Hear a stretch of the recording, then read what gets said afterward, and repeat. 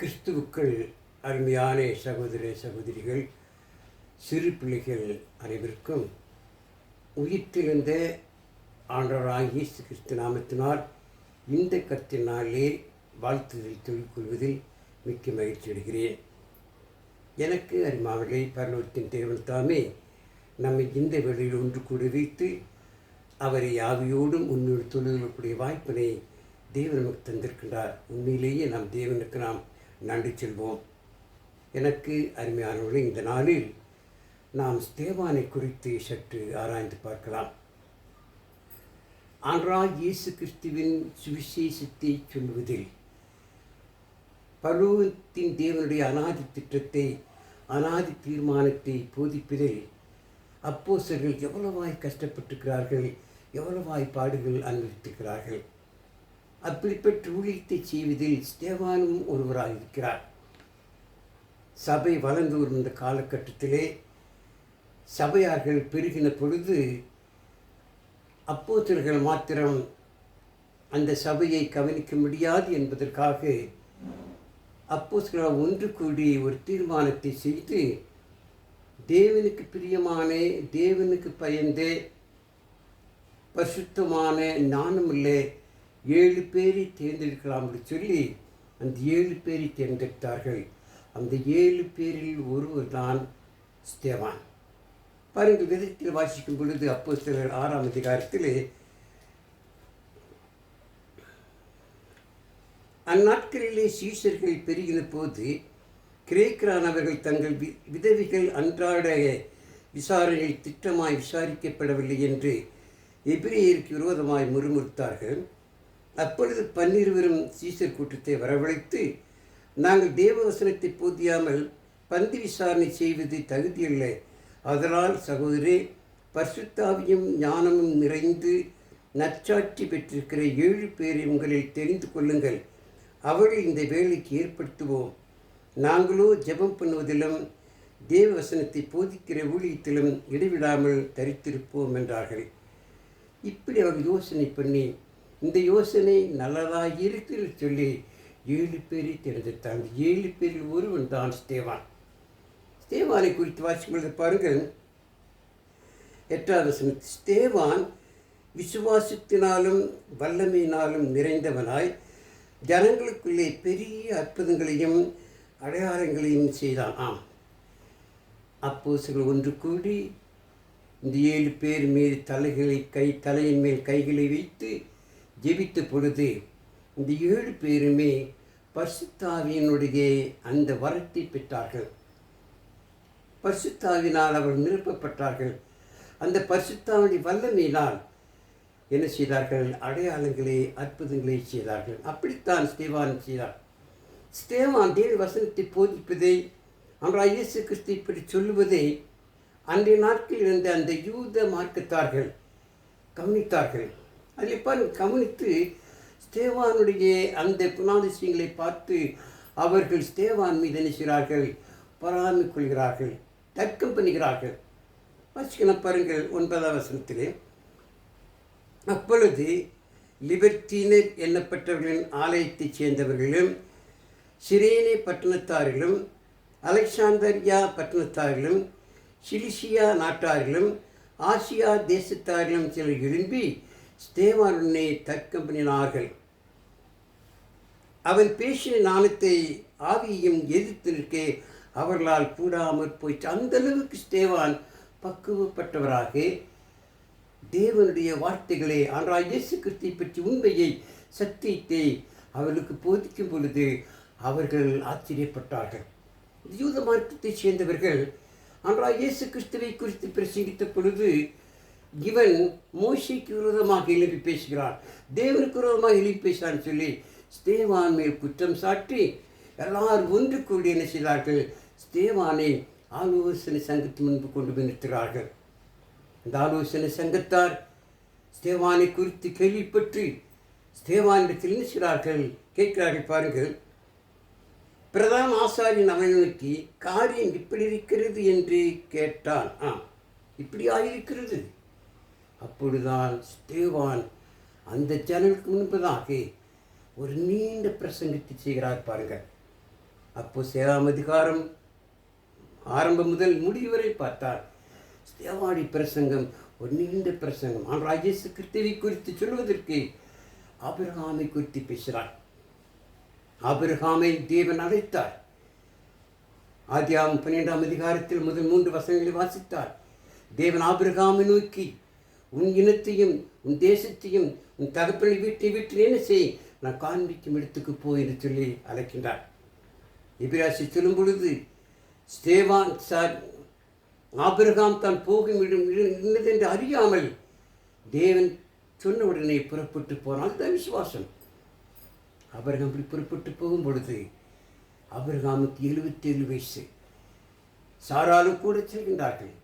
இப்படியாக ஆபிரகாமும் சாராலும் கர்த்தரை ஊழித்து செய்யும்படியாக தேவன் வார்த்தையை கேட்டு நினைக்கிறார்கள்.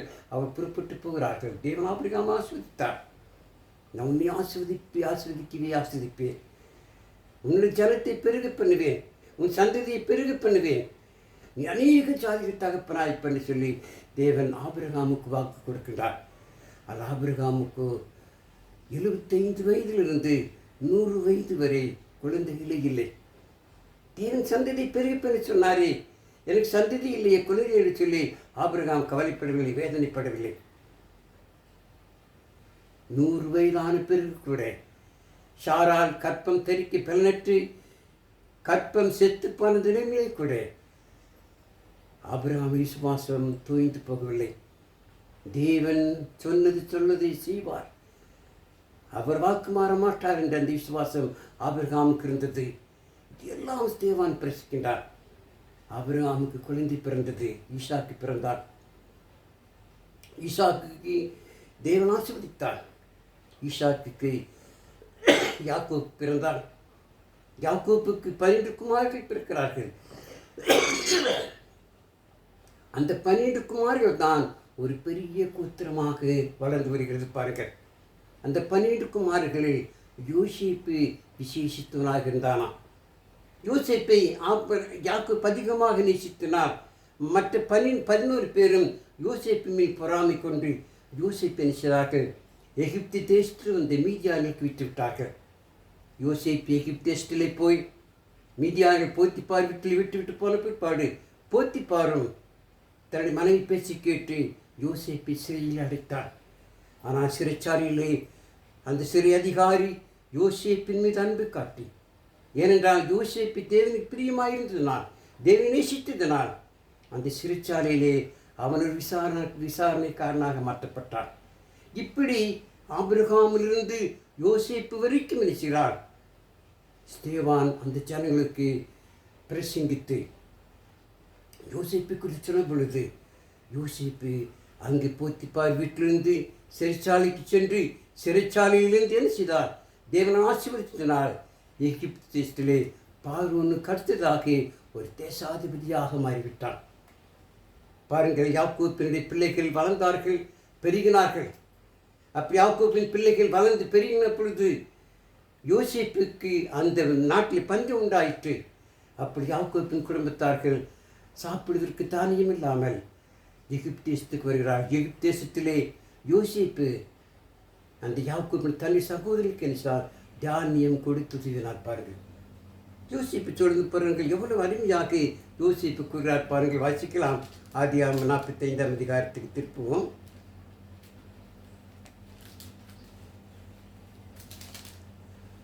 பாருங்கள், 45 வாசில பாருங்கள். என்னை இவ்விடத்தில் வரும்படி விட்டு போட்டதினால் நீங்கள் சஞ்சலப்பட வேண்டாம், அது உங்களுக்கு விசனமாயும் இருக்க வேண்டாம். சீவரச்சனை செய்யும்படிக்கு தேவன் என்னை உங்களுக்கு முன்னே அனுப்பினார். தேசத்தில் இப்பொழுது 2 வருஷமாக பஞ்சம் உண்டாயிருக்கிறது. இன்னும் 5 வருஷம் உழவும் அறுப்பும் இல்லாமல் பஞ்சம் இருக்கும். பூமியிலே உங்கள் வம்சம் ஒழியாமல் இருக்க உங்களை ஆதரிக்கிறதற்காகவும் ரட்சிப்பினால் உங்களை உயிரோடு காப்பதற்காகவும் தேவன் என்னை உங்களுக்கு முன்னே அனுப்பினார் என்று யோசித்து எவ்வளவு ஒரு ஆசீர்வாதம் பாருங்கள். இதையெல்லாம் ஸ்தேவான் அந்த ஜனங்களை பிரசிக்கின்றார். ஆபிரகாமின் சந்ததியின் மூலமாக தேவன் ஆபிரகாம் ஆசீர்வதித்தாரே, உன் சந்ததியிலிருந்து உன் மூலமாக இந்த உலகத்துக்கு ரட்சிப்பு கிடைக்கும் என்பதை தேவன் ஆபிரகாமுக்கு வாக்குறுத்தார். ஆபிரகாம் சந்தையிலிருந்து தான் ஆண்டவராகிய இயேசு கிறிஸ்து பிறப்பார் என்பதை முன்னுமே அறிந்து ஆபிரகாமுக்கு வாக்குத்தத்தம் சொன்னதை அந்த ஸ்தேவான் அந்த ஜனங்களுக்கு பிரசிக்கின்றார் பாருங்கள். அது மாத்திரமில்லை, இஸ்ரவேல் ஜனங்கள் பெருகினார்கள். பார்வோன் அந்த எகிப்து தேசத்தை ஆட்சி செய்து வந்தார். யோசேப்பு இருக்கும் வரை அந்த பார்வோன் யாக்கோபின் குடும்பத்தாருக்கு உதவி செய்து வந்தார். யோசேப்பு மரித்த பிற்பாடு, வேறு பார்வோன் வந்த பிற்பாடு இஸ்ரவேல் ஜனங்களை கொடுமைப்படுத்தினான். இஸ்ரவேல் ஜனங்கள் பெருகக்கூடாது, இஸ்ரவேல் ஜனங்கள் பெருகினால் அவர் யுத்தம் வந்தால் அவர் ஜெயித்து விடுவார்கள் சொல்லி பயந்து என்ன செய்தான் பார்வோன். இஸ்ரவேல் ஜனங்களிலே ஆண் மகன் பிறந்தால் அவர்கள் என்ன செய்ய வேண்டும், கொலை செய்து விடுங்கள் என்று அங்குள்ள மருத்துவ வீச்சுகளுக்கு கட்டளையிட்டார். ஆனால் தேவன் மருத்துவ வீச்சலோடு பேசி ஆண் பிள்ளைகள் காப்பாற்றப்பட்டார்கள். அதை அறிந்த அந்த பார்வோன் என்ன செய்தான், அந்த ஆண் பிள்ளைகளை கொண்டு என்ன செய்யுங்கள், ஆற்றிலே குளத்திலே தண்ணீரிலே போட்டுவிடும் என்று சொல்லி அவரை அழிக்க திட்டமிட்டார். அந்த காலகட்டத்தில் தான் மோசே பிறகு இதையெல்லாம் ஸ்தேவான் அங்கு பிரசிக்கின்றார் பாருங்கள். மோசே பிறந்து வளர்ந்து மோசையை கூட 3 மாதம் ஒழித்து வைத்து பாதுகாத்து மோசை ஒரு சின்ன தொட்டில் செய்து அதுக்குள்ளே வைத்து பார்வோனுடைய குமாரத்து குளிக்க அந்த குளத்துக்குள் விட்டார்கள். பார்வோன் குமாரத்தை அதை கண்டு மோசை எடுத்து சென்று அரண்மனையிலே மோசையை பாதுகாக்கப்பட்டான். 40 ஆண்டு காலம் பார்வோனுடைய அரண்மனையிலே மோசே வளர்ந்து வந்தான். அதற்கு பிற்பாடு மோசே அரண்மனையிலிருந்து வெளியே வந்து தடினத்தாரோடு சேர்ந்து என்ன செய்தான், மீதியான் வனாந்தரத்திலே ஆடு மேய்க்கிற வேலை செய்ய ஆடு மேய்த்த பொழுதுதான் அங்கு முச்செடியின் மூலமாக தேவன் மோசையோடு பேசுகிறார். முச்செடியிலே நெருப்பு எரிகிறது. அந்த நெருப்பை பார்த்து பயந்து எட்டி பார்க்கும் பொழுது அந்த முச்செடியிலிருந்து தேவன் மோசையோடு பேசுகிறார். உன் பாதரட்சியை கலட்டி என்று சொன்ன பிற்பாடு பாதரட்சி கலட்டி கிட்ட வந்த போது தேவன் மோசையை பார்த்து, எகிப்திலே இஸ்ரவேல் ஜனங்கள் படுகிற பாடுகள் எனக்கு தெரிகிறது, அவர்கள் கஷ்டப்படுற அவர்கள் என்ன செய், நீ விழிக்க வேண்டும் என்று சொல்லி தேவன் மோசையின் மூலமாக இஸ்ரவேல் ஜனங்கள் எகிப்திலிருந்து என்ன செய்தார், காப்பார். இது எல்லாம் ஸ்தேவான் செய்கிறார், அந்த ஜனங்களுக்கு பிரசிக்கின்றார். ஒரு பெரிய நீண்ட பிரசங்கம் பாருங்கள். அதற்கு பிற்பாடு எகிப்து தேசத்திலிருந்து இஸ்ரவேல் ஜனங்கள் காப்பாற்றப்பட்டார்கள். இஸ்ரவேல் ஜனங்கள் எகிப்திலே அங்கு யோசேப்பின் மூலமாக கோஷனை குடியேறும் பொழுது 70 பேர் மாத்திரம் அங்கு போனார்கள். அதற்கு பிற்பாடு இஸ்ரவேல் ஜனங்கள் பெருகி கிட்டத்தட்ட புருஷர்கள் மாத்திரம் 6 லட்சம் பேராக இருந்தார்களாம் பாருங்கள். அந்த 6 லட்சம் புருஷர்கள் 6 லட்சம் பேர் என்றால் பெண்கள், வயதானவர்கள், வாலிபர்கள், குழந்தைகள், இத்தனை பேர் நமக்கு தெரியாது. அத்தனை பேரையும் தேவன் மோசையின் மூலமாக அந்த எகிப்து தேசத்திலிருந்து காப்பாற்றி கானான் தேசத்துக்கு அழைத்து வந்தார். மோசேக்கு பிறகு யோசுவா அந்த பொறுப்பை ஏற்று இஸ்ரவேல் ஜனங்களை பாதுகாத்தார். இப்படியாக தேவன் இஸ்ரவேல் மக்களுக்கு உதவி செய்தார், பாதுகாத்து. இதையெல்லாம் தேவான் அந்த மக்களுக்கு பிரசிக்கின்றார். அதற்கு பிற்பாடு மோசேக்கு பிற்பாடு அங்கு தேவாலயத்தை சாலமோன் கட்டினார். அந்த தேவாலயம் கட்டப்பட்ட போதுதான் ஸ்தேவான் அங்கு பிரசிக்கின்றார். பாருங்கள், வாசிக்கலாம். அப்போஸ்தலர் 7ஆம் அதிகாரத்தில் 47 வசனம் வாசிக்கலாம் பாருங்கள். சாலமோனும் அவருக்கு ஆலயத்தை கட்டினான். ஆகிலும் உன்னதமானவர் கைகளினால் செய்யப்பட்ட ஆலயங்களில் வாசமாகிறார். வானம் எனக்கு சிங்காசனமும் பூமி எனக்கு பாதப்படியுமாய் இருக்கிறது. எனக்காக நீங்கள் எப்படிப்பட்ட வீட்டை கட்டுவீர்கள்? நான் தங்கியிருக்கிற தக்க ஸ்தலம் எது என்று கேட்டார். தேவன் ஒருபோதும் மனுஷனுடைய கைவேலினால் அவர் தங்குவது கிடையாது. மனுஷனுடைய கையால் செய்யப்பட்ட ஆலயங்கள் தங்குவது கிடையாது. அவர் தங்கக்கூடிய இடம் கிறிஸ்துவுக்குள் பிறந்த அவருடைய பிள்ளைகளுடைய உள்ளம்தான்.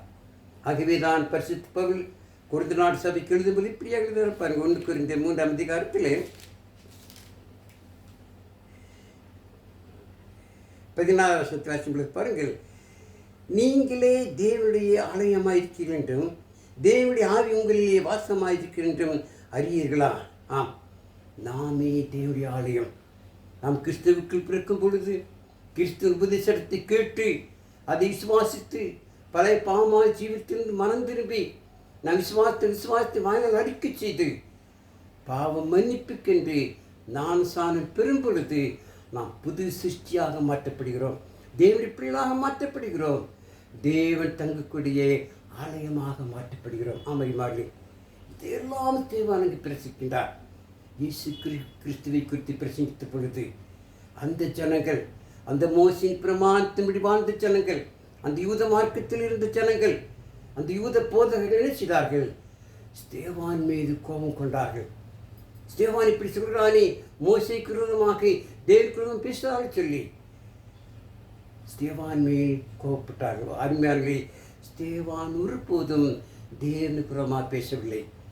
இந்த உலகத்தை காப்பாற்றுவதற்காக, இந்த உலகத்தை பாதுகாப்பதற்காக, இந்த உலக மக்கள் நித்திய ஜீவனை பெறுவதற்காக தம் நேசகுமாரனை இந்த பூவிலையில் அனுப்பினான். அதுதான் யோவான் 3:14 வாசிக்கிறோம். தேவன் தம்முடைய ஒரே பேரான குமாரனை விசுவாசிக்கிறவன் எவனோ அவன் கெட்டு போகாமல் நித்திய ஜீவனை அடையும்படிக்கு அவரை தந்தருளி இவரவாய் உலகத்தில் அன்பு கொண்டார்.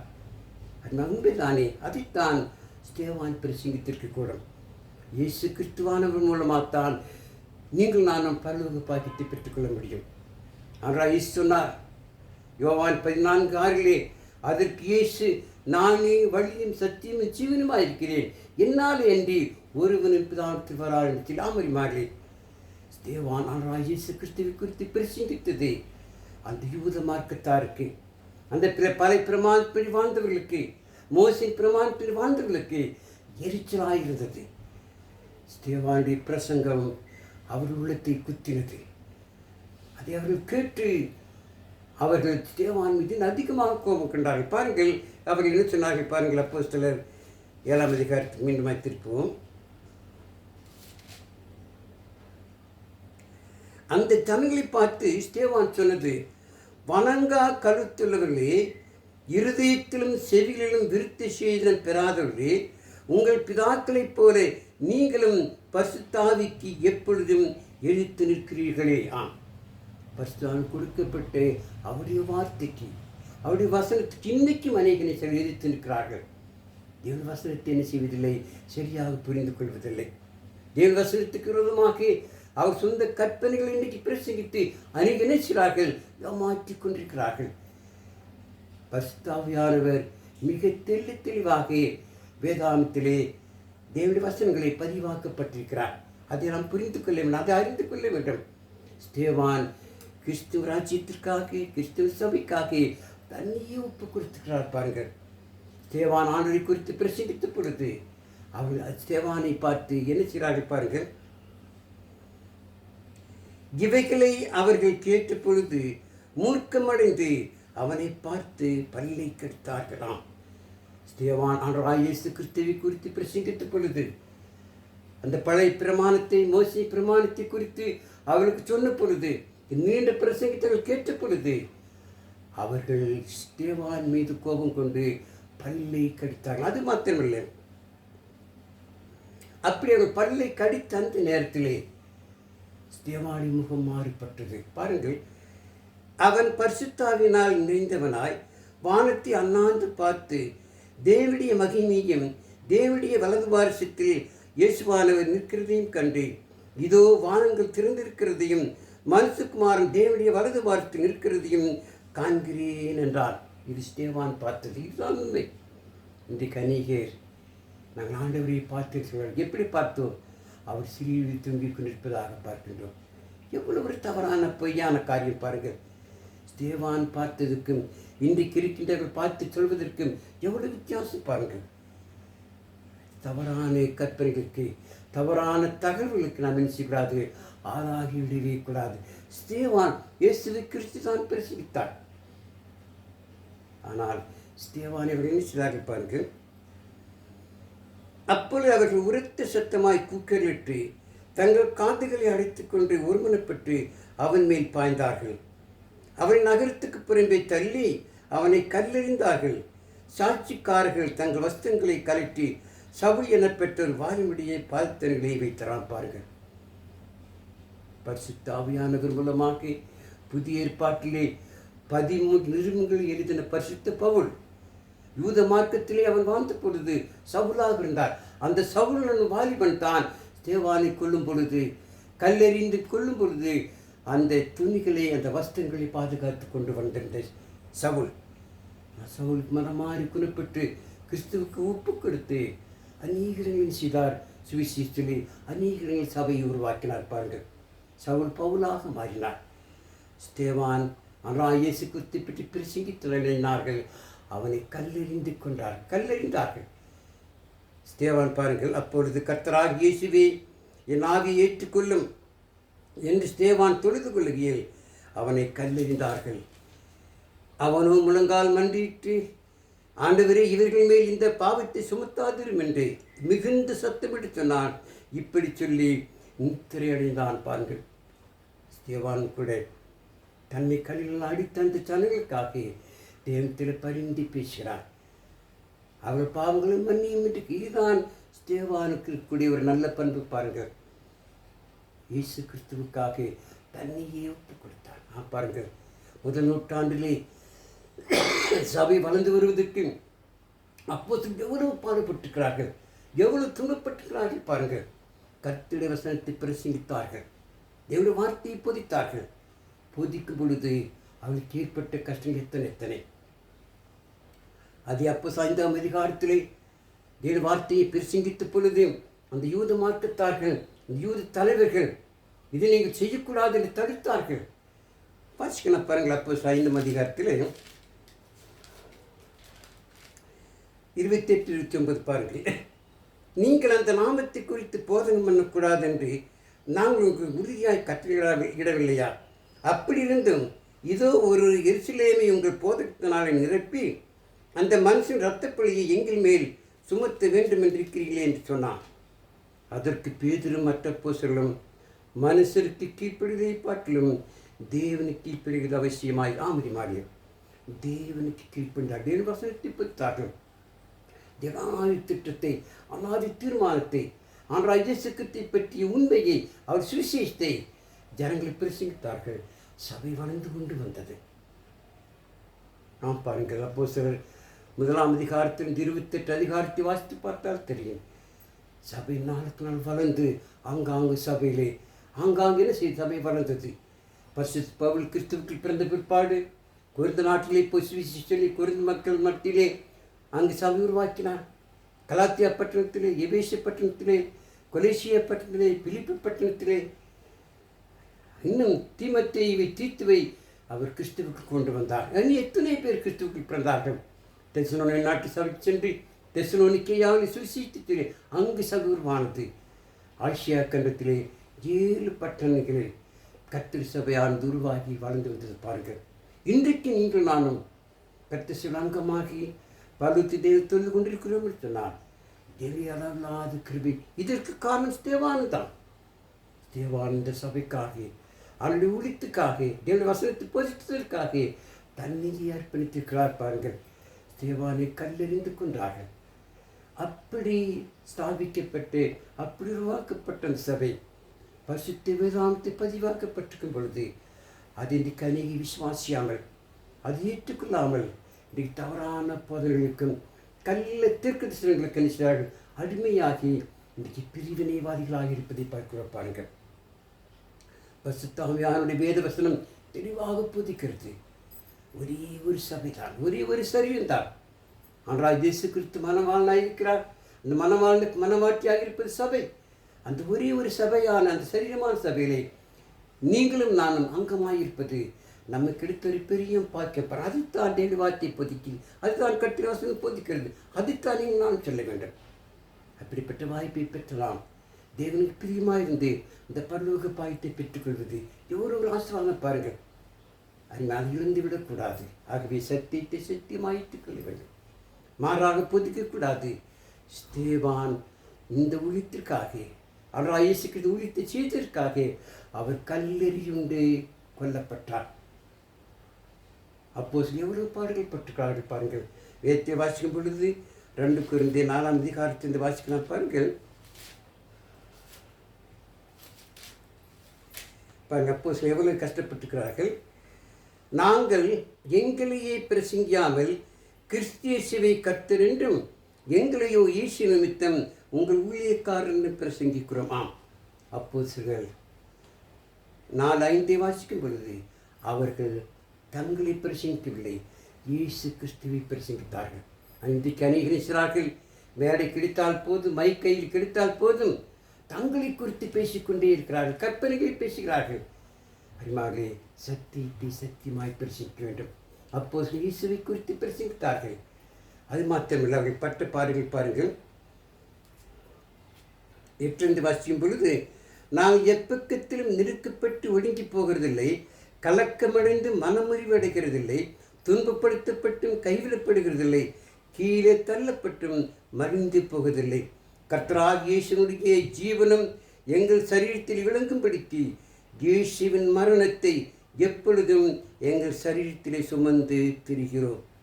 எப்படியெனில் சாவுக்கு இனமான எங்கள் மாம்சத்திலே இயேசுடைய ஜீவனம் விளங்கும்படிக்கு உயிரோடு இருக்கிற நாங்கள் எப்பொழுதும் இயேசு நிமித்தம் மரணத்துக்கு ஒப்புக் கொடுக்கப்படுகிறோம். கிறிஸ்துவ நிமித்தமாக மரணத்துக்கு ஒப்பு கொடுத்திருக்கிறார்கள். அதே போலதான் கிறிஸ்துவுக்காக ஸ்தேவான் மரணத்தை ஒப்பு கொடுத்தார்.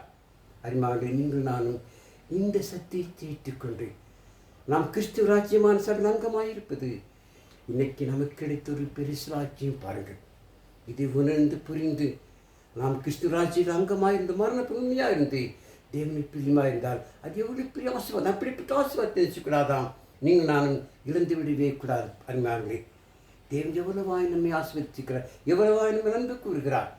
ஸ்தேவான் கிறிஸ்து உபதேசத்திற்காக, தேவ வார்த்தையை பிரசங்கித்ததற்காக தன்னையே ஒப்பு கொடுத்தார். கல்லெறியுண்டு மரித்தார். பாருங்கள், அப்போஸ்தலர்கள் இந்த ஊழியத்தை செய்வதற்காக எவ்வளவு அப்படி அப்போஸ்தலர்கள் செய்த ஊழியத்தை அவர்கள் போதித்த உண்மையைத்தான் வேதாந்தத்தில் நமக்கு பதிவாக்கப்பட்டிருக்கிறது. அதைத்தான் நாம் ஏற்றுக்கொள்ள, அதைத்தான் விசுவாசிக்க வேண்டும். தேவ வார்த்தை தான் நம்மை தேவத்தில் சேர்க்கிறது. பாருங்கள், தேவ வார்த்தையை கேட்டு அதை விசுவாசித்து பழைய பாவமான ஜீவித்திருந்து மனம் திரும்பி நாம் விசுவாசத்தை வாயில் அறிக்கை செய்து பாவ மன்னிப்புக்கு நான் பெறும் பொழுது நாம் புது சிருஷ்டிகளாக மாற்றப்படுகிறோம். நாம் தேவ சொந்த ஜனங்களாக மாற்றப்படுகிறோம். கிறிஸ்து ராஜ்யமான சபையிலே அங்கமாக்கப்படுகிறோம். இதை மற்றவர்கள் சொல்ல வேண்டும், மற்றவர்கள் போதிக்க வேண்டும். சத்தியத்தை சத்தியமாய் போதிக்க வேண்டுமா? தவறான கருத்துக்களை, தவறான தகவலை சொல்லிவிடவே கூடாது. பாருங்கள், என்றால் சபை வளர்ந்து வருவதற்கு, ஊழியம் வளர்ந்து வருவதற்கு, சுவிசேஷமான பிரசிக்கப்படுவதற்கு அப்போஸ்தலர்கள் எவ்வளவாய் பாடுபட்டிருக்கிறார்கள், எவ்வளவாய் கஷ்டப்பட்டிருக்கிறார்கள். ஆகவே மாதிரி இதை உணர்ந்து புரிந்து நீங்கள் நாம் தேவனுக்கு பயந்து நாம் அறிந்து கொண்ட இந்த சத்தியத்தை என்ன செய்ய வேண்டுமா? நாம் காப்பாற்ற வேண்டும். அழைக்கப்பட்ட அழைப்புக்கு பார்த்து நாம் நடந்து கொள்ள வேண்டும். ஆகவே நம் மரண பொருந்துமையாக இருப்போம், தேவனை பிரியமாக ஜீவிப்போம், இந்த சத்தியத்தை மற்றவர்களுக்கு சொல்லுவோம். தேவன் தாமே இந்த வசனத்தையும் கேட்ட மனித ஆசிரிப்பார். உங்கள் அன்பார்ந்த கவனத்துக்கு என் நன்றி நான் சொல்லிக்கொள்கிறேன். என் அன்பார்ந்தலை இதை கேட்க நீங்கள் மன்னிச்சுங்கள். மற்றவர்கள் கேட்கும்படியாக சப்ஸ்கிரைப் பண்ணுங்கள், லைக் பண்ணுங்கள்.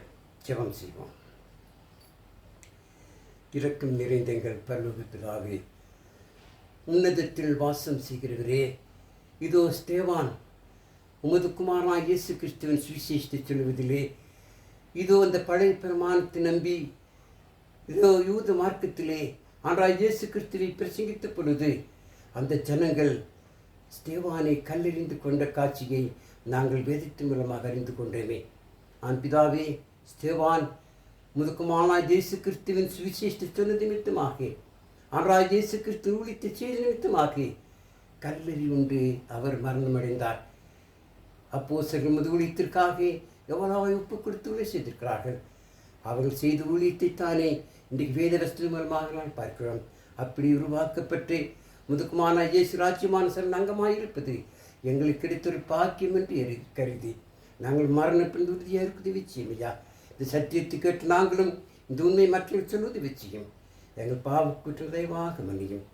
இவை அனைத்தையும் எங்கள் அருமையான ஆண்டவர் இயேசு கிறிஸ்துவின் விலையேறி பெற்ற நாமத்தில் கெஞ்சி மன்றாடுகிறோம் எங்கள் ஜீவன் நல்ல பிதாவே.